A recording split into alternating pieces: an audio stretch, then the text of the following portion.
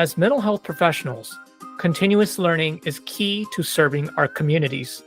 And sometimes taking continuing education courses, it is very difficult to find the ones that resonate with us. The Multicultural Counseling Institute, which hosts this podcast, is renewed as an APA CE sponsoring organization.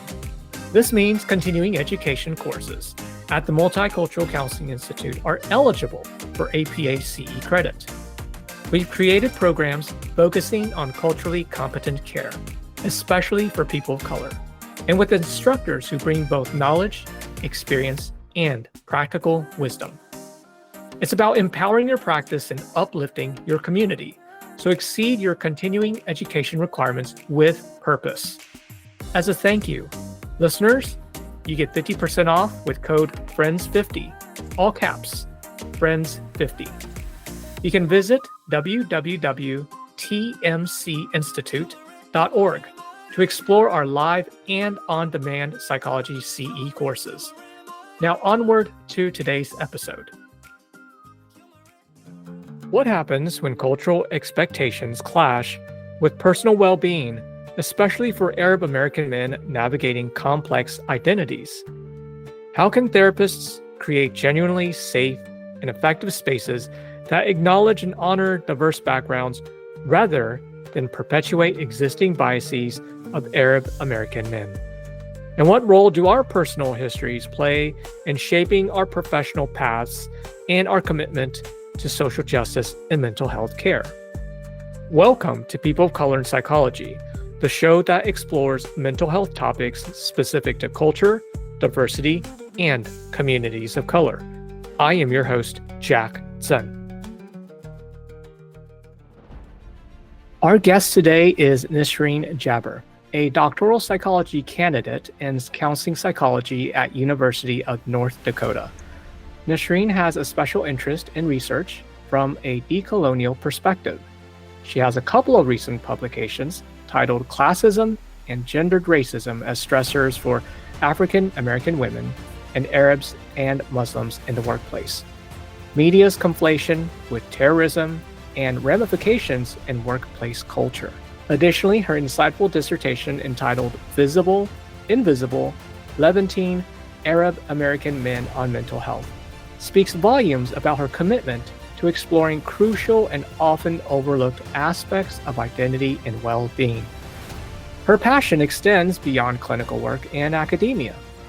Nesreen's interest in counseling across the lifespan, identity development, complex trauma, and best practices in counseling with Arab American and SWANA populations, coupled with her engagement with liberation psychology and anti-colonial theory, reveal a deep commitment to social justice and cultural responsive care.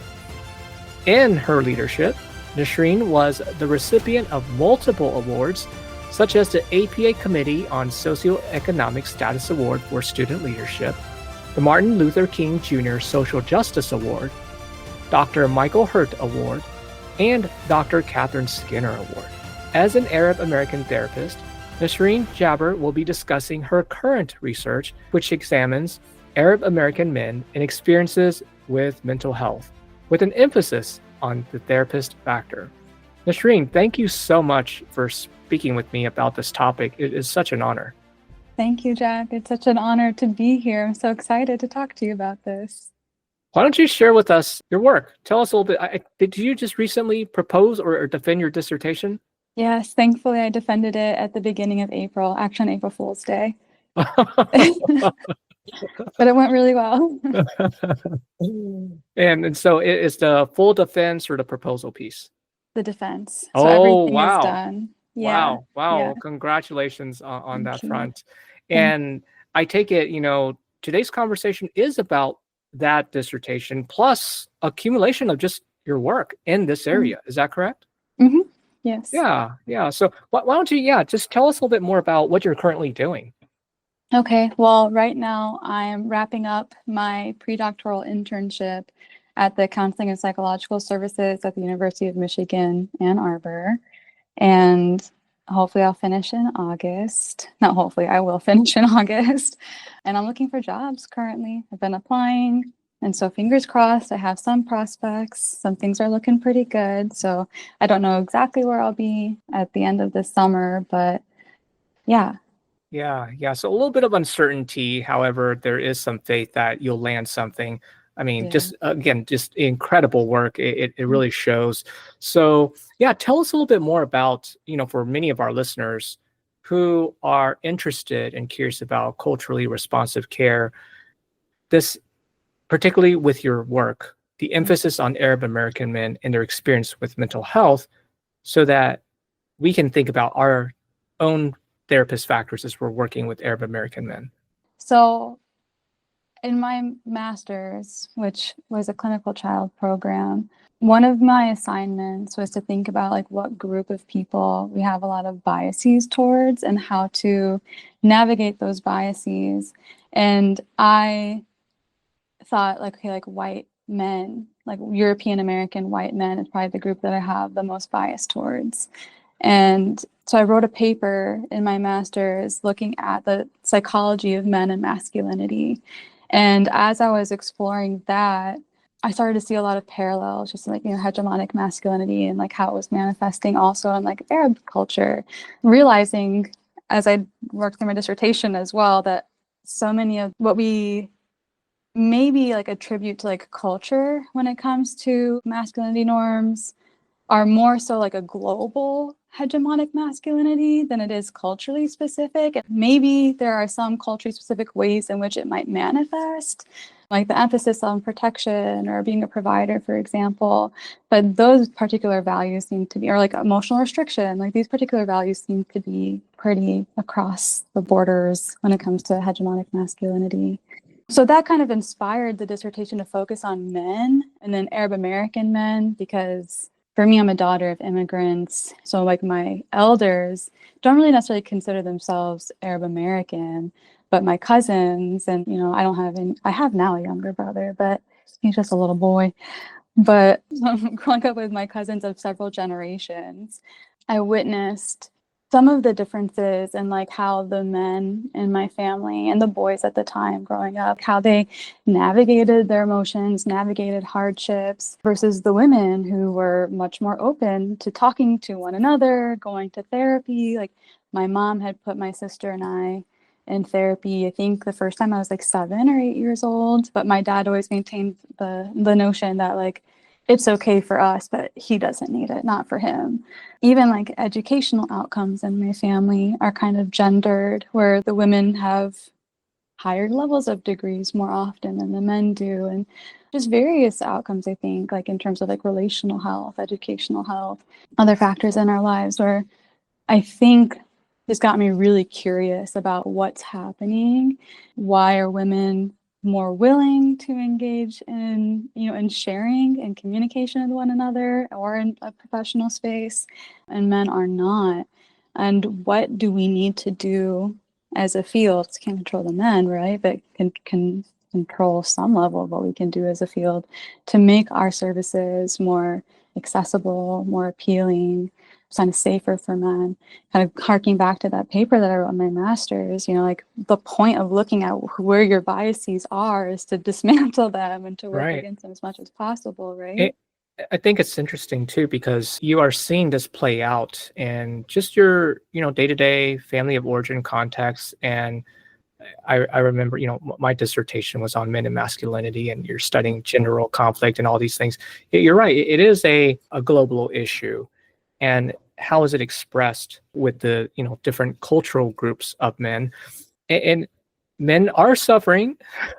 they have emotions. We Yes, have emotions, absolutely. And so as you got a glimpse of the differences and started to question, well, why is this happening? Can you tell me more about, as this positioned you into your studies, what did you find? And particularly in the therapist factor, typically things we can control. Therapist factor we can somewhat control. Yeah, absolutely. Well, a few things really stand out. A lot of the men that I interviewed anyway, they wanted to go to counseling or they wanted to talk. to people, but they felt so much fear of judgment, that a fear of like impact on reputation, fear that if they worked with a male therapist, for example, it may be emasculating, or that there would be a competition of masculinity.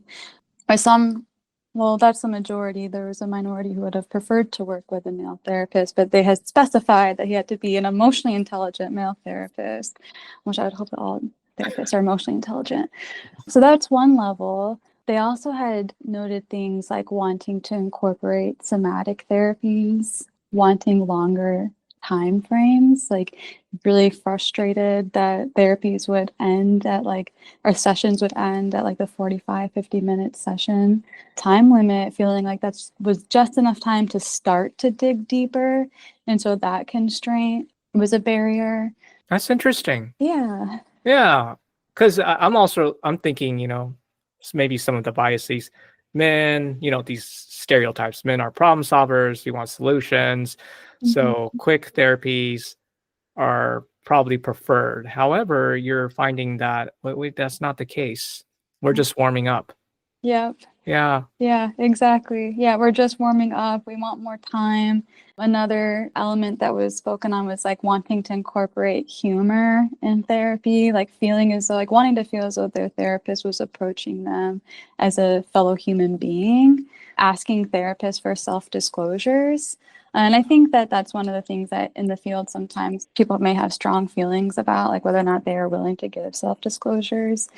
You can always ask yourself, why am I disclosing this? Is it for the benefit of the client, or am I just trying to like shoot?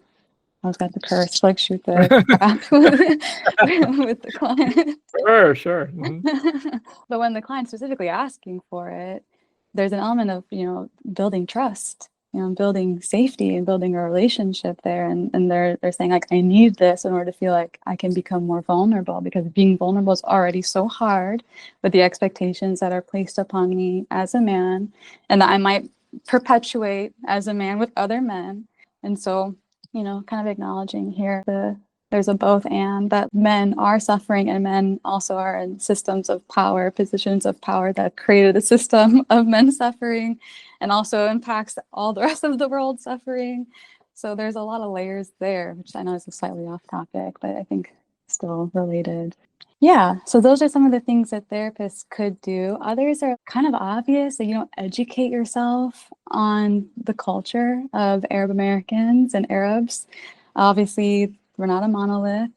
There's going to be so many different nuances and individual differences and country by country differences, even sometimes region within the country differences. Like I'm from the south of Lebanon. I'm not going to have the same experience as somebody who's from the north of Lebanon. Definitely not going to have the same experience as somebody from Cairo.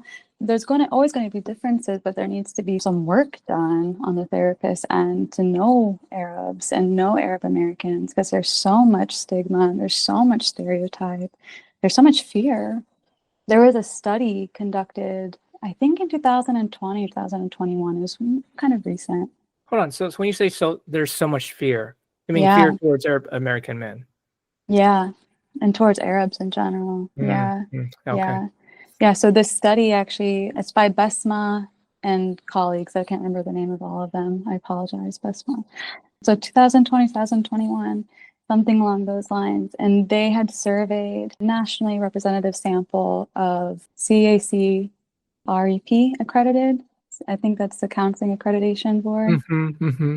Yeah, so counselors who are accredited, a nationally representative sample of counselors who are accredited. And they found that at least 1/4, so 25%, had endorsed an item saying that Arabs make me uncomfortable. Oh gosh. Yeah, right, exactly. And so we know that if we're so uncomfortable with the population, with the community, we're not going to provide culturally competent or humble or sensitive or aware care. Our biases are more likely to come out. Our defense is more likely to be up.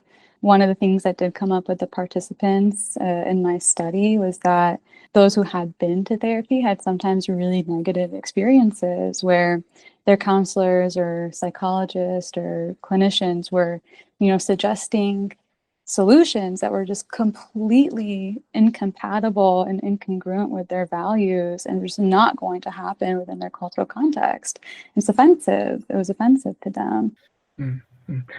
Well, thanks for also your work and dedication in doing this study, because I imagine it must have been challenging. Maybe that's an assumption, to recruit that many folks to participate. It's a small study. It was Yeah. super challenging to recruit. I used interpretive phenomenological analysis as my methodology, which allows you to take like a really small sample size and do a complete deep dive into their experiences. So I had 7 participants, and it's a qualitative study. So, nothing's really conclusive. This is just a deeply insightful look. I hope a foundation for further studies that can elaborate. Yeah, I agree. Or disagree. Or disagree.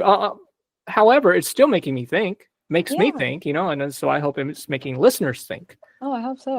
Yeah. That's why we're here. Yeah.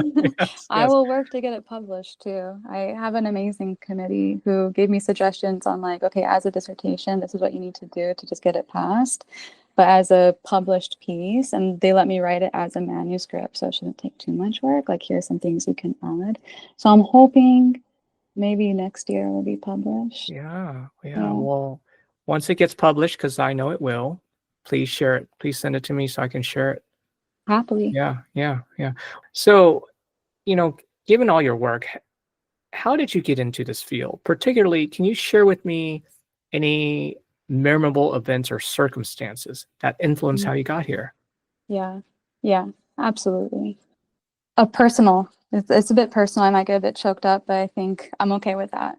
One of my cousins, who's like a year and a half older than me, and we were really close friends, like cousins, like sisters. Like, there were times in our lives where we lived together. Like, she would come and stay with my family. We were really, really close. She got diagnosed with breast cancer back in 2000, and I want to say 2017. She knew before she told us. So I'm not sure exactly when she was diagnosed, but she kind of kept it secret for a little while. Wait, how old? She was 26 when she was diagnosed. That early? Yes. Oh my gosh. Yeah. A huge shock to all of us. So she was 26 when she was diagnosed, or at least whenever I knew about it. And she passed when she had just turned 28, so about 2 years later. She had refused treatment for the most part. And so again, we mentioned, like, we were so close. We had so many conversations. Like, she lived in Michigan. I was living outside of St. Louis at the time. And we spent a lot of time. I would travel, stay with her, live with her, take care of her. And we would have so many deep conversations about like why she was rejecting treatment and, like, why she didn't want to live. And a big part, so essentially my cousin, like, kind of, it's strange to say, like, she like died by like suicide, because she died by cancer, but she also died by like a suicidal cancer in a way. But she didn't feel like a sense of purpose in her life. She couldn't figure out like what was important to her and what she wanted to do with her life. She was just remarkably unhappy and lost. And I do have a philosophy background, really interested in meaning making, existentialism, and purpose.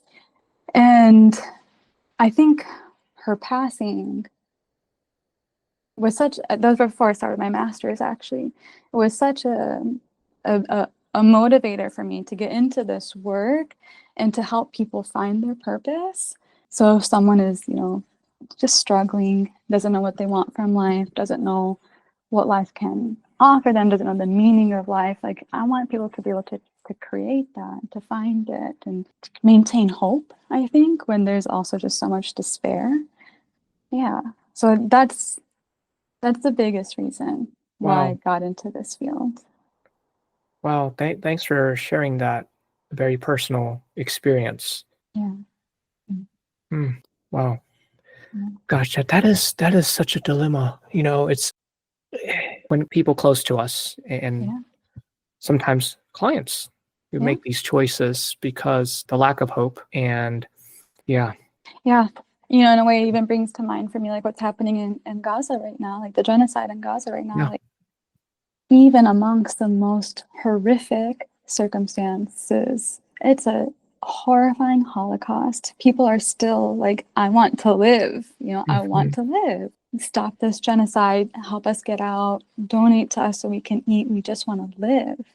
So it's just that drive for life is so powerful. And for some, at times it can fade, it can get snuffed out and so I think part of what I want to do is help people keep that drive for life alive. Yeah. Yeah. Well, I'm glad you are pursuing this work. Thank I you. really am. We need a lot of therapists with this type of mindset to create hope, to really help others, particularly those who may often be misunderstood. And I think it's great that you are doing this work. So, as a person of color, what were some challenges that you faced and overcame that you would be willing to share?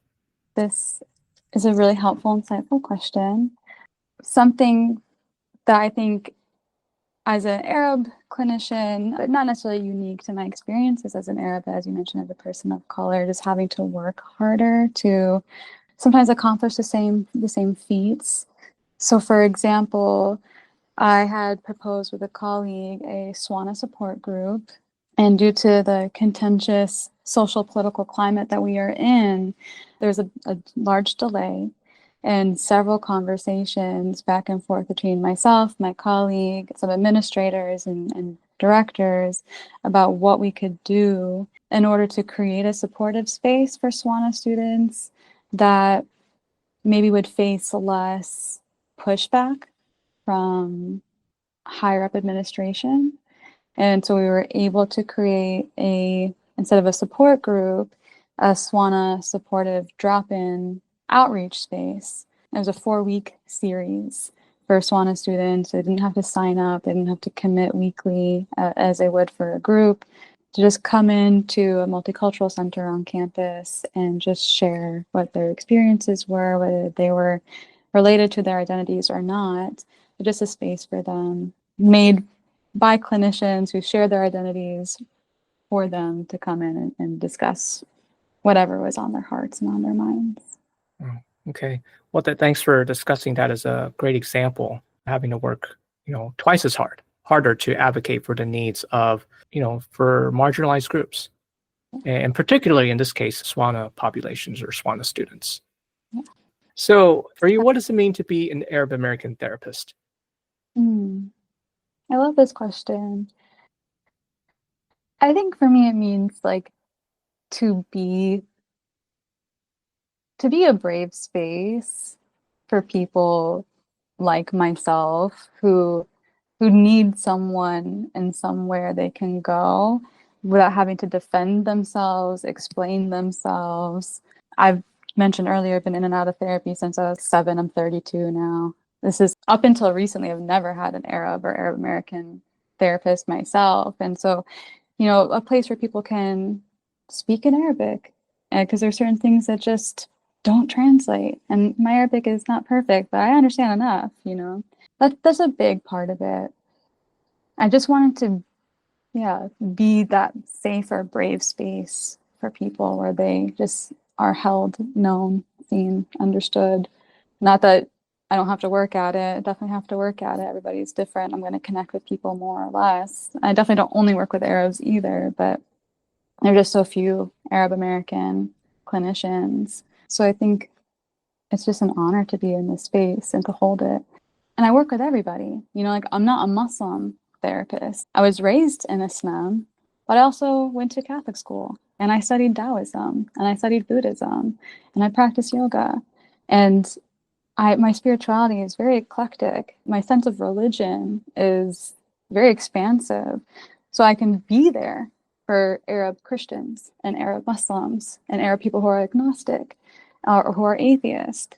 I think there can be, I see at least on social media, like Muslim therapists and Muslim therapies, which is beautiful. And that's not going to suit and fit the needs for all of the Arabs who do need counseling. There's a lot of queer Arabs out there, be they out in the open or not. But because of my positionality, my belief system, like I'm open for that. There's no judgment here. Yeah. So I think it's not just about being like an Arab American or Lebanese American therapist, but also about like the intersectionalities too, with like my spiritual beliefs, my social beliefs, my political beliefs. All of this, I think, comes together to create a safer, braver space to meet all of the different types of clients and patients who walk through my door.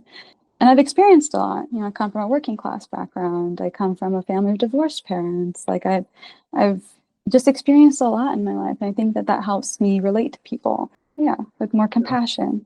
It's true. Yeah. Oftentimes people don't think about the fact that, oh, you can be an Arab Christian Yeah. client. Yeah. The majority of Arab Americans are Christian, actually. Yeah. Yeah. Yeah.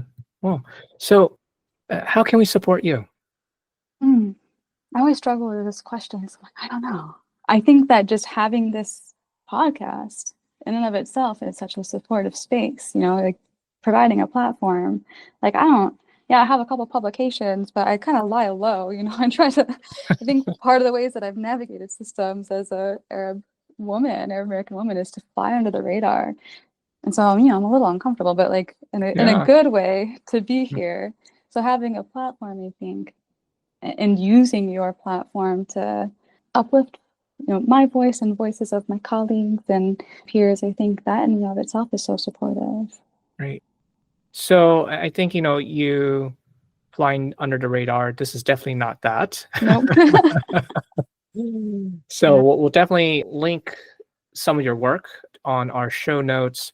Okay. And I really encourage people to go and read it. And of course, stay in touch. I really want to hear your publication once it's available. Thank you. I can always send you my dissertation too if you want to read it. Well, Nesreen, any final thoughts? I want to share this a little bit about, like, you know, just the overall message that I'm hoping in some way to get across. It's just that I want people to question and reflect on the objectives of their work. And I want them to think, are you, in your work, are you reinforcing oppressive paradigms? Are you encouraging people to function better in what I see as a dysfunctional, sick society? Or are we helping people who come through our doors to recognize the oppressions that are influencing the distress that they experience? Are we normalizing their reactions to this distress? Are we empowering them to challenge the systems? Are we encouraging them and guiding them on how to connect their mind and their body, these reactions to the systems that are designed to subjugate us, to distract us, to placate and to isolate us? I think, commonly people talk about the first step of decolonization is decolonizing the mind. And I think we can't stop there. You know, the next step of decolonization is returning land back to Indigenous sovereignty. But when we think about our roles as psychologists or clinicians or mental health practitioners, the decolonizing the mind also means, you know, normalizing what we call dysregulation and getting people back into our bodies despite the discomfort of it, and helping them, guiding them, and transforming that discomfort into a personal and social action. So, yeah, I think that's my last thought that I'd like to share. Wow. Well, you know, thank you for that thought, because it is making myself and hopefully listeners think more critically about this concept, emotional dysregulation. And sometimes for us to deliberately and intentionally question our role as psychologists. Oftentimes we get licensed and we do, you know, just kind of do our work. How often do we sit and reflect, hey, well, what is our role in the field? And how are we, you know, perpetuating certain structures, and how do we dismantle the structures that are harmful? That is not often a question I know that was asked during my training years. And so I hope people think more critically about their work. Hopefully, you know, they're listening to this podcast. So, Nesreen, they're here for a reason. Yes. Well, thank you so much for your time and just your amazing commitment to this work. Thank you so much. A huge thank you to our listeners. If you enjoyed this episode, please share and subscribe to People of Color in Psychology. You can also support us by registering for continuing education courses or making a one-time donation on the Multicultural Counseling Institute's website. Your feedback is important to us. So feel free to send an email, a message on LinkedIn, or leave a voice message on our website. Until next time, this is your host, Jack Sun.